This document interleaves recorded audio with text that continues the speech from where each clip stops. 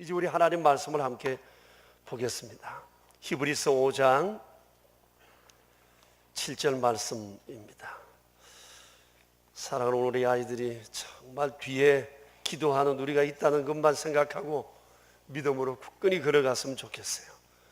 오늘 우리 주님을 우리가 함께 배우도록 합시다. 히브리서 5장 7절 말씀 같이 읽겠습니다. 육체에 계실 때에 자기를 죽음에서 능히 구원하실 이에게 심한 통곡과 눈물로 간구와 소원을 올렸고 그의 경건하심으로 말미암아 들으심을 얻었느니라. 아멘. 어제 아침에는 주님 새벽 기도하시는 주님을 따라가다가 제자들이 기도의 사람이 되고 또 제자가 되고 초대교회를 세우는 위대한 원동력이 된 것에 대해서 말씀드렸습니다. 모든 예술은 모방으로부터 창작에 이르고 음악도 그렇고 습관도 그렇고 우리의 모든 삶은 그렇다고 생각합니다. 아이들도 부모를 배우다가 또 자신의 삶을 살아가게 되는 성숙한 사람이 되는 것처럼 신앙도 마찬가지라고 생각합니다. 때로는 끌려 나오고 억지로 하고 또 의무를 감당하기 위해서 이렇게 하다가 온전한 믿음으로 성장하게 되는 것입니다. 우리는 표적이 하나밖에 없습니다. 오직 주님. 어떻게든지 간에 주님 따라하고 주님 하셨던 그 일을 좋아하고 좋게 보고 그냥 그렇게 나도 살고 싶은 여망을 가지고 흉내내고 하다 보면 나도 모르는 사이에 성령의 도우심으로 주의 거룩하신 품성을 가지고 주의 그 거룩한 길을 나도 모르게 걸어가고 있는 것을 아마 경험하게 될 것입니다.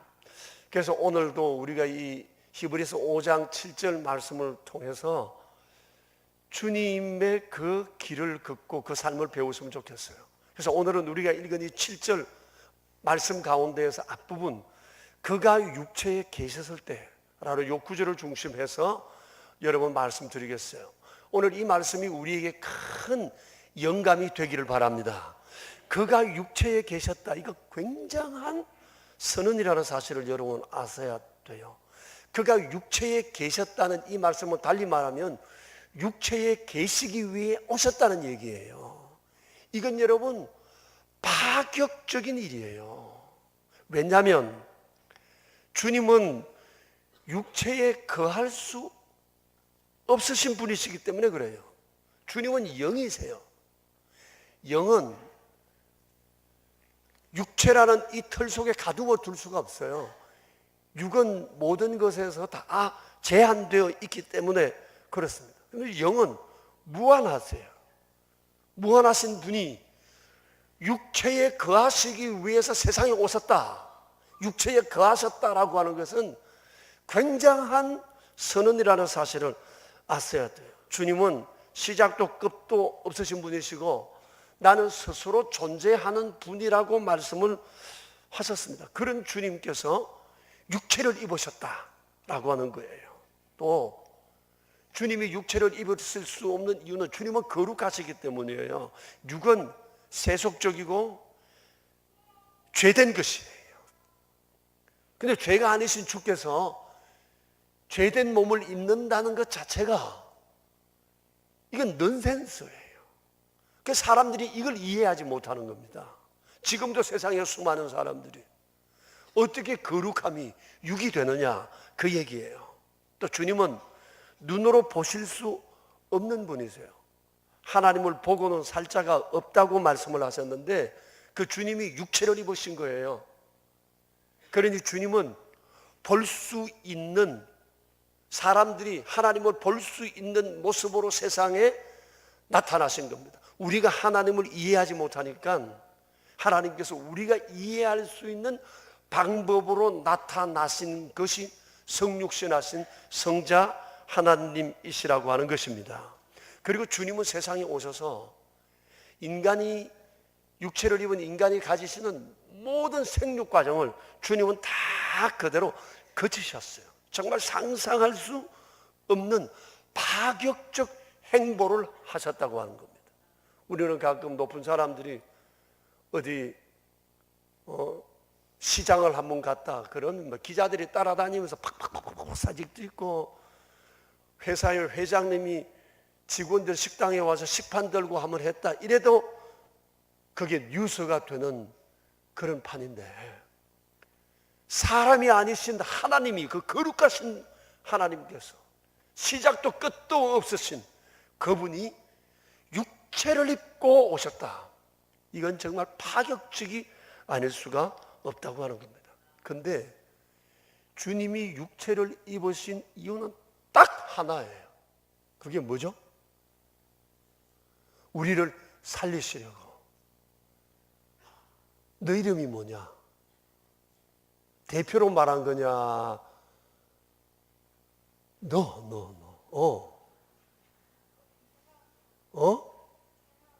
최하은. 내 이름도 그럴 줄 알았다. 하은. 하은이는 내일 아침에 오면 내가 선물을 하나 주겠어요. 아마 우리 아이들이 다 알겠지만 오늘 대표로 얘기했어요. 우리를 살리시려고. 이유는 딱 그거 하나예요. 저 지난주에도 말씀드린 것처럼 로마서 8장 32절에 주님 그러셨잖아요. 우리를 살리시기 위해서 자기 아들을 아끼지 않고 우리에게 내어주셨다. 아낌없이 내어주시고 이제는 그걸 표적으로 삼아 모든 것을 우리에게 주시겠다고 약속하지 않았어요. 하나님이 세상을 이처럼 사랑하사 독생자를 주셨는데 그것은 우리를 살리시기 위함이셨어요. 주님이 세상에 오신 것은 100% 우리를 위하여, 100% 우리를 위하여 육체를 입으신 거예요. 이것이 육체를 입으신 예수님의 소명이었습니다. 세상에 육체를 입은 모든 사람은 다 소명이 있어요. 육체를 입으신 주님의 소명은 바로 우리를 살리시는 거였어요. 이것을 예수님께서 요한복음 17장 4절에서 그렇게 말씀하시지 않습니까? 아버지가 내게 하라고 주시는 일을 내가 이루기 위하여 세상에 왔다고. 그리고 아버지께 아버지, 내가 아버지 하라고 주시는 일을 내가 이루어 아버지를 영화롭게 했습니다 라고 고백을 하셨어요. 육체를 입으신 주님의 소명은 딱 하나, 우리를 살리는 데 있었어요. 그런데 육체를 입으신 주님이 얼마나 불편하셨겠어요. 이게 소위 문화 충격이라는 거잖아요.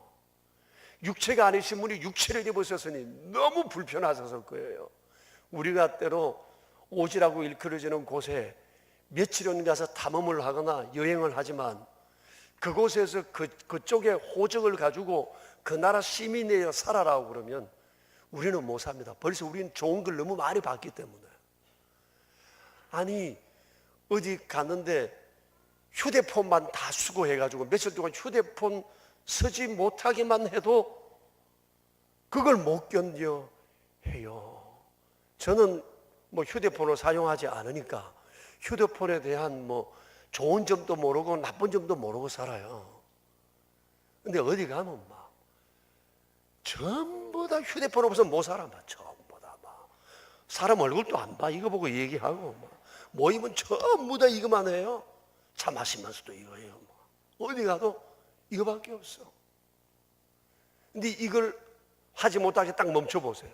컴퓨터 못하게 정전이라도 되어보세요. 답답해 죽을 겁니다. 왜? 우리는 이미 다 해봤거든. 그러니까 그보다 못한 환경에 거한다는 건 너무 어려운 거예요. 근데 하나님이신 그분이 세상에 오셨으니 그 문화 충격이 얼마나 컸겠고 얼마나 불편하셨겠어요. 인간의 생육 과정을 거치면서 그 불편함은 이루 말할 수가 없을 거라고 생각해요. 그뿐만 아닙니다. 오해를 또 얼마나 받으셨어요. 예? 예수님께서 어느 날 사람들 모인 자리에서 내가 아브라함보다 먼저 있었다 딱 이렇게 얘기를 하니까 거기 있던 사람들이 막 득달같이 일어났습니다. 안에 나이도 50도 안 된 사람이 무슨 아브라함보다 먼저 있었다니 그리고 예수님을 돌로 치려고 했다 그랬습니다. 그래서 주님은 배척을 받으셨어요. 왜? 하나님이시니까 내가 하나님이라는 사실을 말씀하셔야 되고, 나는 죄를 사하기 위해서 오셨으니까 죄 사하기 위해서 오셨다고 얘기를 해야 되고, 주님이 육을 입으셨지만 육을 입으신 그때부터 주님의 연세가 아니고 태초부터 계신 분이라는 사실을 분명히 말씀하셔야 되니까 말씀하셨는데, 이걸 사람들이 이해를 못한 거죠. 주님을 막 배척하고 오해를 했습니다. 가족들도 이해를 못했어요. 주님이 육체를 입고 육체에 계셨다고 하는 것 자체는 너무나 파격적 행보, 우리로서는 상상할 수 없는 그 일을 주님이 행하신 거예요. 이유는 딱 하나, 우리를 살리시기 위해서였다고 하는 것입니다. 그런데 이 주님께서 육체로 계시면서 정말 많이 우셨어요. 오늘 말씀 아래 뭐라고 그러죠? 심히 통곡하고 우셨다고 말씀을 하셨어요. 심히 통곡하고 우셨다. 죽음에서 어떻게? 죽음에서 자기를 능히 구원하실 하나님께 심히 통곡하고 많이 우셨다고 그랬습니다. 여러분, 이 구절을 자칫 오해하면 이렇게 이해할 수 있습니다. 십자가에 달려 돌아가시는 것에서부터 자기를 구원해달라고 이렇게 통곡하셨구나, 그렇게 생각하기가 쉬워요. 그런 뜻이 아니에요. 주님은 세상에 오시는 순간 죄인과 주님을 일체로 보셨어요. 일체로 보신 거예요. 그리 죄인 따로 주님 따로 그게 아니라, 주님은 세상에 육체를 입으시는 순간 육체를 입은 저주받은 모든 죄인들과 운명을 하나로 같이 하시기로 작정하신 거예요. 그러니까 자기를 죽음에서 능히 구원하실 하나님 앞에 심한 통곡과 눈물을 하셨다는 것은 내 살고 싶습니다, 그게 아니고, 나의 이 죽음을 통해서 저주받고 죽음 가운데 빠져버린 저 죄인들을 살리는 일에 나를 효과적으로 사용해 주세요. 그리고 이걸 믿는 자들마다 다 나와 함께하는 이 거룩한 은혜를 주십시오. 이 마음을 가지시고 주님은 간절히 하나님 앞에 기도하시고 통곡하셨다, 그 얘기예요. 내 살기 위해서가 아니라 나를 통해 장차 구원받을 이 죄인들, 이 영혼들의 살림을 위해서 주님이 그렇게 가진 눈물을 흘리셨다, 그런 말씀이에요. 그리고 주님은 세상에 오셔서 마음이 오직 우리밖에 없었어요. 이미 일체가 되기로 작정하셨기 때문에 주님의 관심은 거기밖에 없어요. 살리시기 위해서 하나님 앞에서 그렇게 통곡하고 눈물 흘리셨어요. 십자가 위에서 주님이 마지막에 다 이루셨다고 했는데, 이건 다 응했다, 내가 모든 값을 다 지불했다, 이제는 완벽한 구원의 길을 내었다, 그런 선언이잖아요. 그러니까 주님이 이 말씀을 하실 때 피를 철철 흘리셨지만 주님은 정말 웃었을 것입니다. 기뻐하셨을 것입니다. 기뻐하시며 웃었을 것입니다. 기쁨의 눈물을 흘리셨을 것입니다. 주님은 세상에 사실 때, 계시면서 기도하실 때 십자가 위에서도 아파하시며 우시고,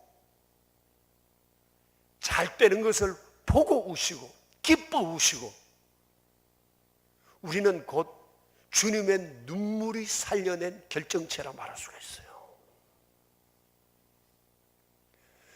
자식이 다 그냥 자란 것 같지만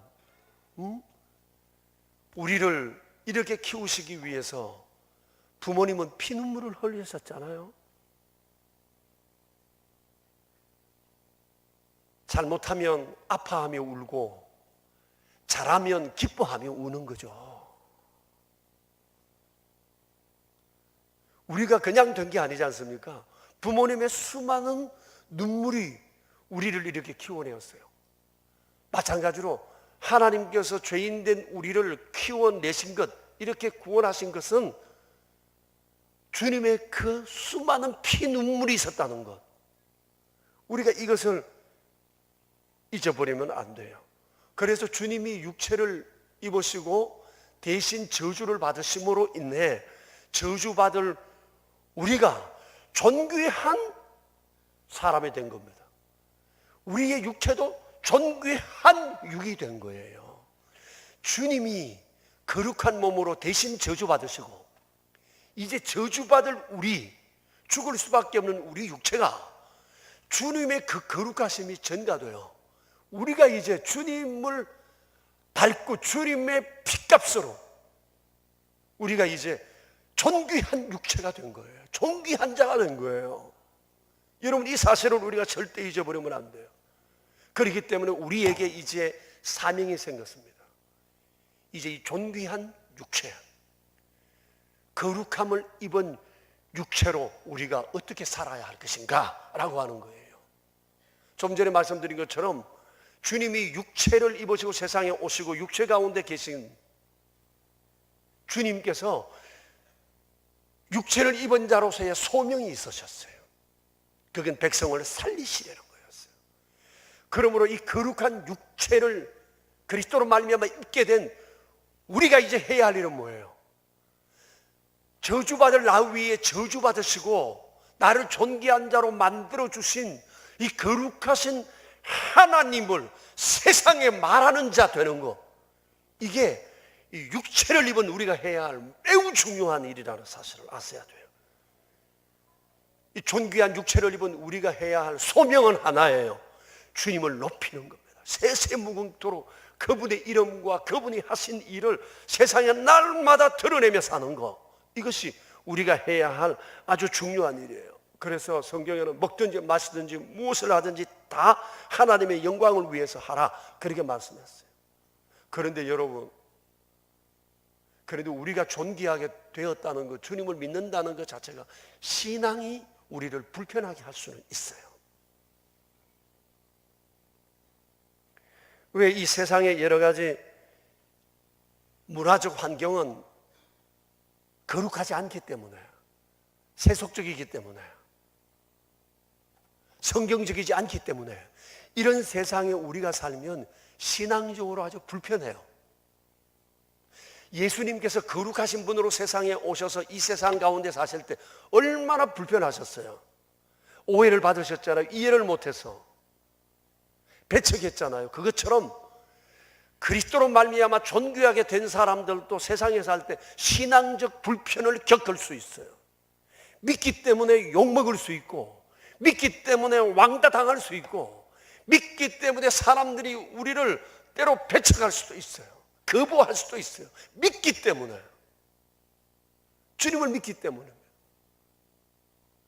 그런데 이 불편을 감사함으로 받아들여야지, 신앙적으로 생기는 불편 때문에 불평하면 안 된다는 거예요.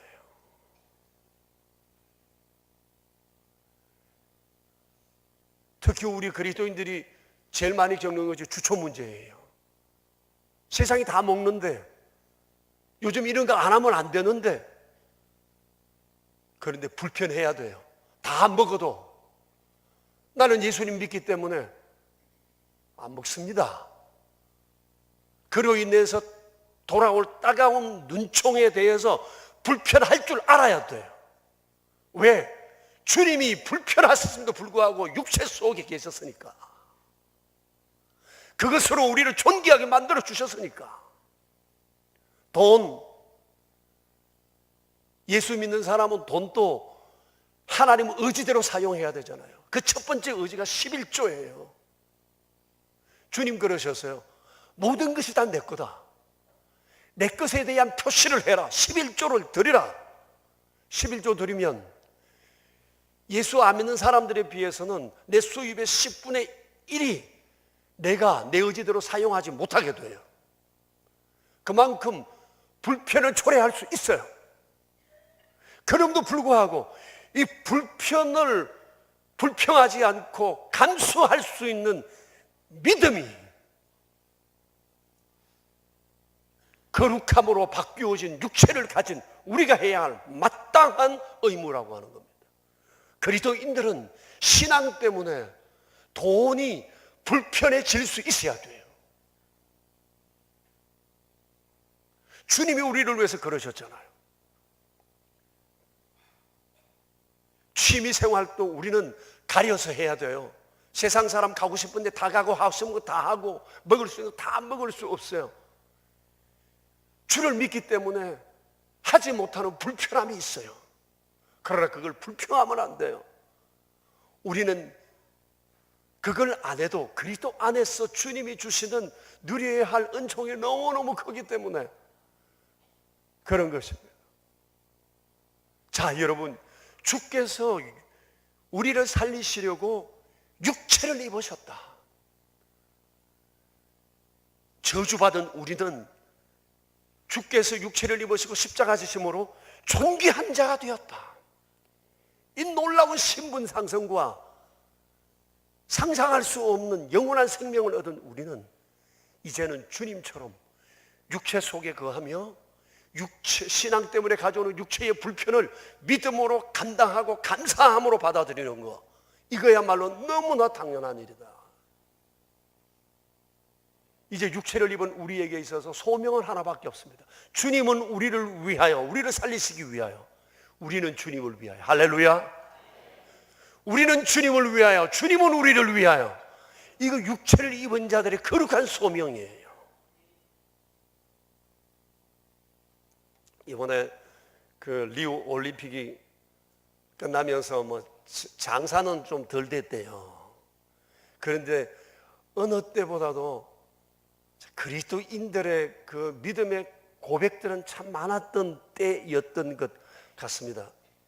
저번 주일날 여러분에게 말씀드렸던 그 육상 여자 5000m 선수 두 사람이 가다가 걸려 넘어졌지만 서로 빨리 가지 않고 서로 이렇게 세워주고 했다는 얘기 여러분 아시죠? 한번 사진 한번 볼까요? 이 사진 말이에요. 넘어진 사람이 그 미국 선수 디아고스티노라는 사람인데 십자가 인대가 파열이 돼가지고 결승전에 나오라고 했지만 나갈 수가 없었나 봐요. 제대로 못 뛰었던 것 같아요. 그런데 그 이후에 나온 기사를 봤는데 이 경기를 앞두고 이 사람이 자기 트위터에 이런 글을 올렸습니다. 이번 올림픽 하나님을 위해 뛰고 싶다. 하나님을 위해 뛰고 싶다. 이 마음을 가지고 경기장에 나왔어요. 그러니 저런 긍휼이 있을 수 있죠. 그래서 이 사람 얘기가 우리는 경기를 다해서 메달을 따는 것이 목적이 아니라 또 다른 것을 위해서 뛰어야 한다. 그게 바로 하나님을 위해서 뛴다는 거죠. 그러니 넘어졌음에도 불구하고 남을 일으켜 세우는 긍휼의 마음을 가질 수가 있어요. 이번에 올림픽에 처음 종목으로 나온 게 럭비 세븐스라고 하는 7인제 럭비 경기였어요. 1등한 나라가 어디죠? 피지라는 나라입니다. 영국에 수백 년 동안 영국 영으로서 지배받았던 그 나라잖아요. 조그마한 섬나라인데 이 나라가 영국을 대상으로 43대 7로 대성을 거두고 이겼어요. 세계 7인제 럭비 최고 잘하는 나라가 피지라는 거예요. 그런데 피지 선수들이 전부 다 크리스찬이었어요. 피지가 아마 크리스찬들이 거의 태반인 것 같아요. 이 사람들이 그 메달을 따고 난 다음에 피지 선수들이 다 우승 인터뷰를 했는데 한번 보세요. 이 기도하는 거예요. 전부 다 이거 지금 젊은이들이 기도한 내용이 이런 거라는 겁니다. 우승 인터뷰에서 이런 얘기를 했어요. 무엇보다 주님께 감사합니다. 그분은 우리의 힘의 근원이시고 우리는 서로가 하나님께서 지난 2년 동안 우리를 어떻게 붙드셨는지를 생각했고 우리가 섬기는 하나님이 이곳 리우에서도 함께 하신다고 생각했습니다. 결승전 첫 득점을 올렸던 주장이 한 얘기가 있습니다.